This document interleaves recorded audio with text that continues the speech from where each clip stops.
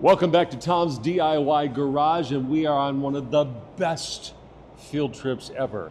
It's all DIY, we're talking about doing it, but we are at No Label Brewing in Katy. If you've not been here, you should come out and give it a try, especially if you like a nice, locally crafted craft beer. Tom Painter is the co-owner of No Label. Two Toms. There This you is go. good. Double the Toms. We had double mint gum, who knows? You know? Yeah. So we were talking about this earlier. You bought into this, it was roughly 2017. 2017, we invested in. 2019, we got the opportunity to take the whole beer, as it were, and become owners just in time for COVID. Yes. And freezes worse than this one. Right. And of course, the big freeze in 2021. Yeah, what a great time to be alive. But No Label, founded in 2010 by Brian and Jen Royo, and about midway through the journey, we came along. We've been involved with craft beer for a long time. Well, the birth of that, of No Label, is really what prompts this conversation. We are talking about homebrewing. Sure. And that's how they started. And a little bit of history for you kids. If you missed my report on Fox 26, homebrewing in the United States got a big boost from former President Jimmy Carter in 1978 when he signed legislation that made it legal for homebrewers to go to work. And from the home brewing process came the craft beer process and existence, really. Yes. So thanks to Jimmy Carter. And that's a wonderful segment with our friends over at Project Halo, who actually have our first brew system. Oh, really? Yeah. Well, everything's connecting through you, Tom. I like it. I love it. So, but No Label got its start, and I don't know the original owners. I never had the chance to meet them, but the lore at the time was, they were brewing some beer in their garage. Somebody said, "Oh, this is really good. You ought to sell this," and that's kind of how it started. A very simplistic explanation. More or less. So Brian and Jen Royo, who met in college, they're both U of H alums, go Cougs, and he started brewing out of his dorm, much like Brock Wagner did many years ago for St. Arnold, and then through there, he was like, "Hey, I think we can make this a business."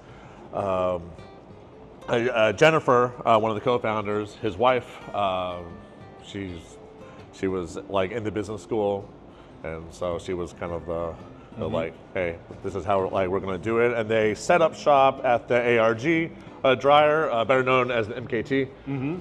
So which isn't that far away from where we are now. Yeah. Currently, we're under the Woods dryer, and then the Katy dryer is also on this property. Mm-hmm. But they started shop over there, small system, and within about a year, they grew out of that. Mm-hmm. Katy came in droves, so No Label, it's the third oldest brewery in all of Houston. St. Arnold, Southern Star, and then us. Yes. Shortly after us came about 60 other breweries, so things got competitive pretty quick.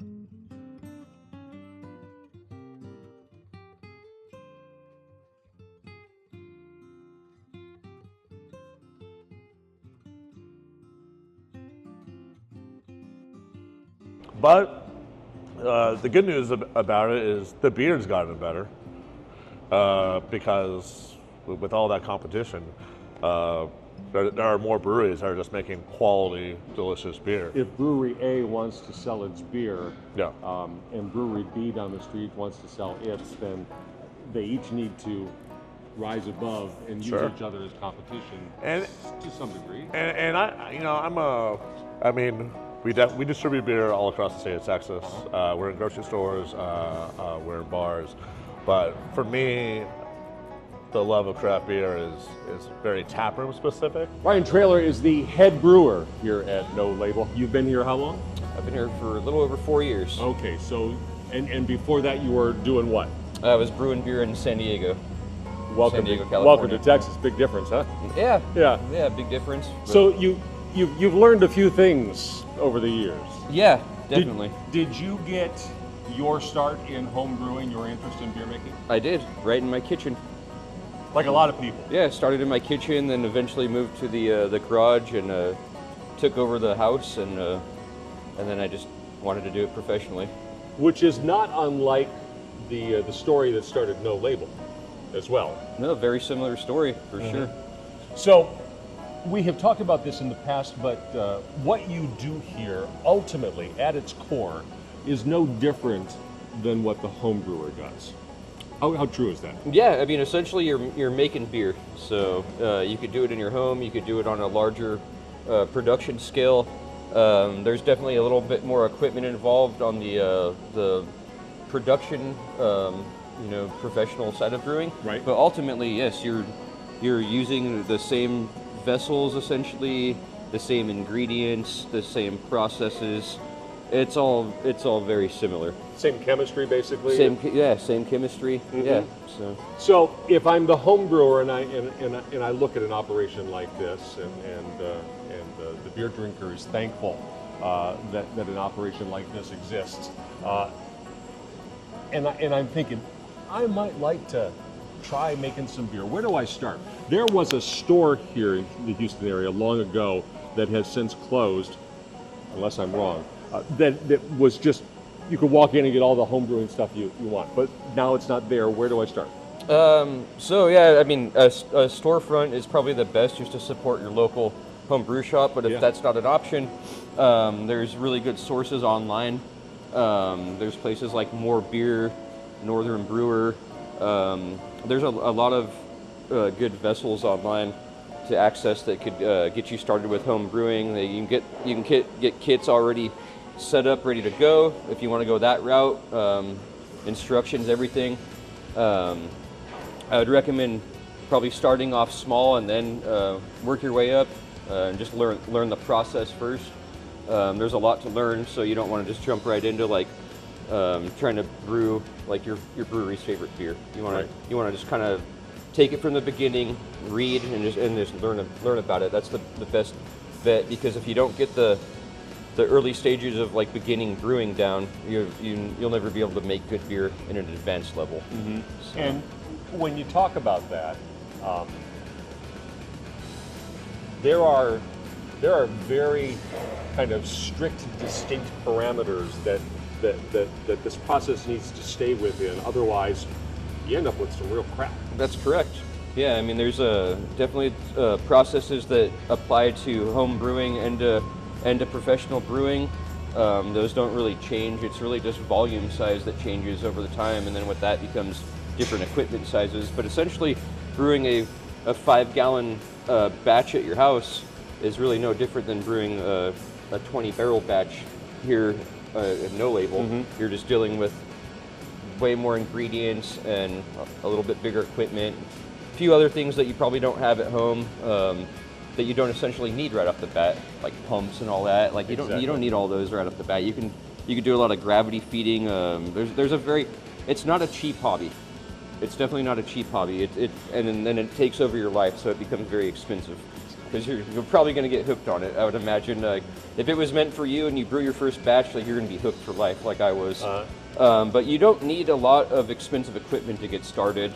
The best thing is just to get the right equipment and usually follow instructions that come from the brew shop that you're buying from. Don't watch YouTube videos. That's probably not your best bet if you're trying to learn how to do things correct, because there's a lot of really bad things out there that they try to teach you on. So just keep it simple. Read a book. Read How to Brew by John Palmer.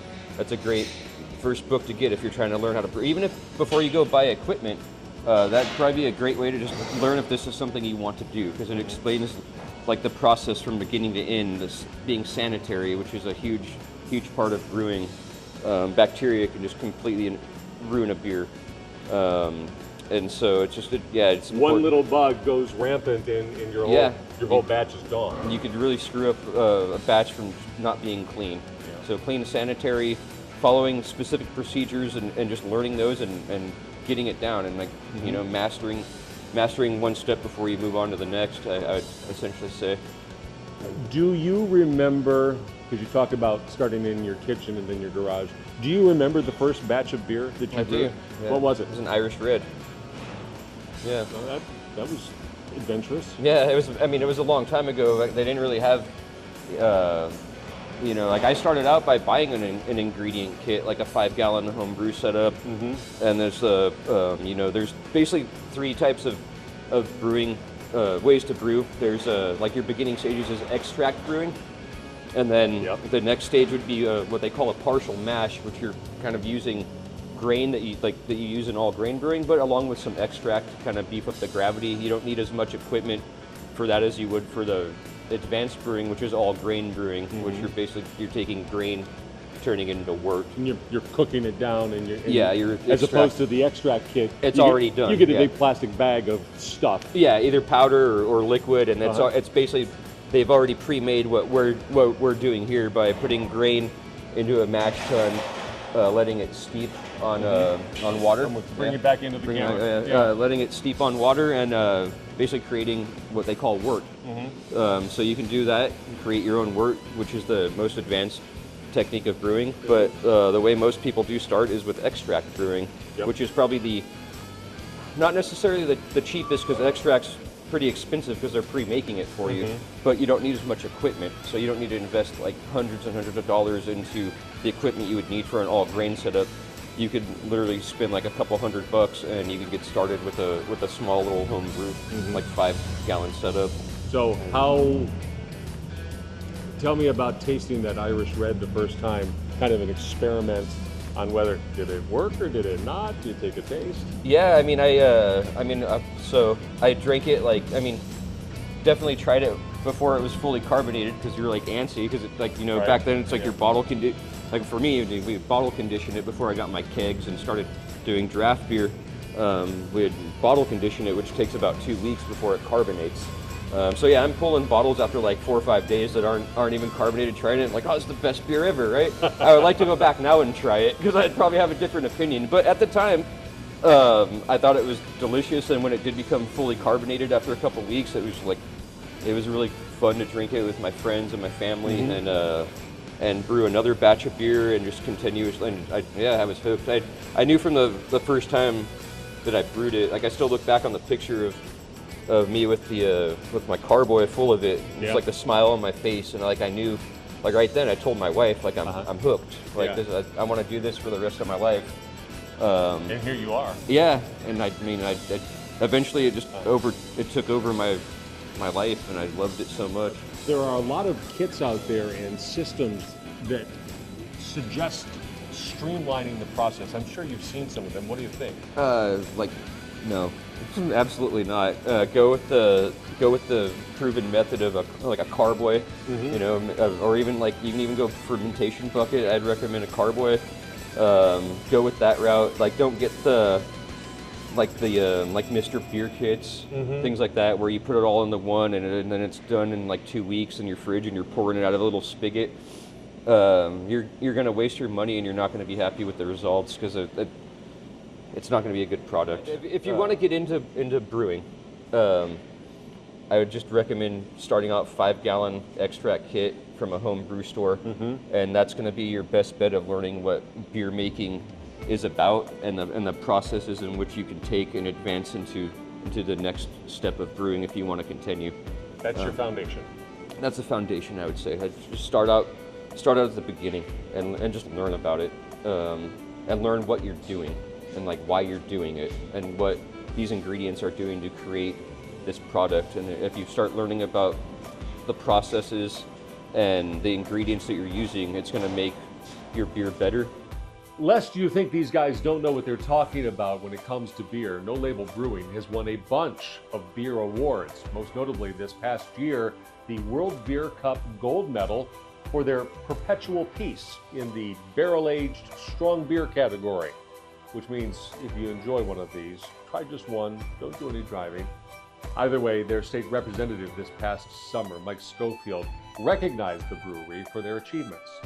It's important to promote how well our small businesses are doing because it encourages other folks who are trying to get into it, thinking about, should I follow my dream and set up a business in Texas? And I think it really can be that kind of centering point for an entire community. And No Label has definitely been able to do that, to kind of carve their own niche and be what Katy needs. If you didn't get your start in this making beer, you've got what amounts to a huge home brewing operation not 50 feet from us. Yeah. How much have you learned about the process and how the sausage is made, I guess, for making beer? So that's the brew house. We call it Trailer's Kitchen. Yes. I try to stay out of that place as much as I possibly can. It's I'm in the marketing. I'm on the kind of the business operations side. Yeah. But I'm all about people kind of need to stay in their own lanes. And I've had people in the past who have been like, hey, it's like, don't you want to homebrew? Don't you want to, like, I don't know. I feel like the second that starts, I'll be in there being like, well, what are you? What's going on? Why don't we? And then, like Trailer's going to have a stroke and be like, Tom. You don't want to be in there micromanaging. No one wants to be micromanaged, right? I mean, he's very good at his job. He's clearly the way back here, like, there's medal and accolades to like the beer is good, and our taproom team is good, and our sales team is good, and our events people are good. And to get all of No Label, but to get all of any brewery, it should be the taproom first, right? And at the end of the day, the beer that comes out of the taps is being made in your brew house next door, which got its impetus in the brew house in your garage, in your kitchen, or wherever you're making your beer. That's where it starts. Home brewing. Thank you, Jimmy Carter.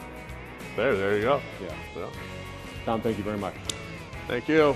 Thank you for coming to Tom's DIY Garage on our field trip. As always, if you've had No Label, tell me what you think. If you haven't, give it a try. Tom would be happy to sell you beer. And hit us up on the Facebook, the email, the Twitter/X, and even comments on the YouTube page after this appears on Fox Local. Until we find our next project, thanks for joining us. I'm Tom. This is the DIY Garage. Rock on with your bad selves. I'll see you next time.